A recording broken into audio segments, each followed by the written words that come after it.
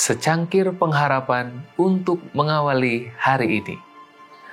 Renungan pagi tanggal 13 Juli. Saya seorang egoholik yang sudah pulih. Habakuk 2 ayat 3.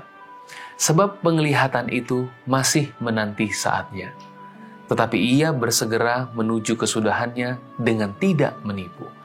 Apabila berlambat-lambat, nantikanlah itu, sebab itu sungguh-sungguh akan datang dan tidak akan bertangguh. Seperti anak yang hilang, saya membenci gereja dan kehidupan rumah saya yang keras. Saya ingin membebaskan diri. Beri saya ruang, teriak remaja ini. Jadi orang tua saya memberi saya space atau ruang. Dan itulah awal kejatuhan saya. Smart atau pintar. Manfaat dari rumah yang ketat dan sekolah private. Physical correct atau benar secara fisik. Vegetarian, atletis, tinggi, berkulit gelap, dan menurut beberapa perkiraan enak dipandang.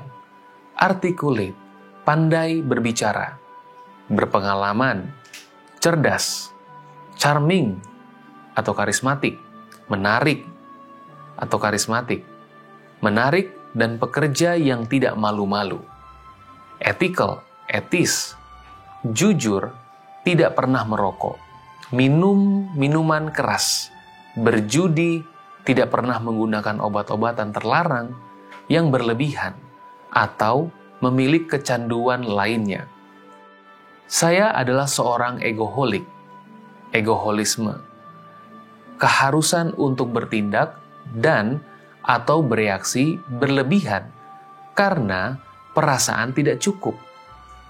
Hal ini ditunjukkan dengan cara ego yang besar, kesombongan, rasisme, seksisme, keegoisan, tidak mendengarkan, atau kedangkalan.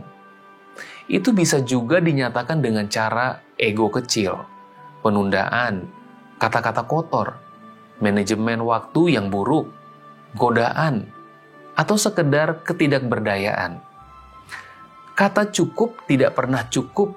Apakah itu uang, perhatian, pakaian, pemukulan, gelar, seks, atau bahkan kehadiran di gereja? Pada bulan Januari 1987, saya hidup mewah dan menghabiskan uang dengan bodoh sambil bekerja untuk firma hubungan masyarakat terbesar di dunia yang berada di Chicago. Kemudian semuanya hancur. Dan saya merangkak kembali kepada Tuhan melalui sebuah hadiah. Alkitab Pemulih Hidup yang membahas perilaku adiktif dari tokoh-tokoh Alkitab. Saya belajar bahwa tanpa Tuhan, antusiasme kerohanian, Alkitab hanyalah hembusan.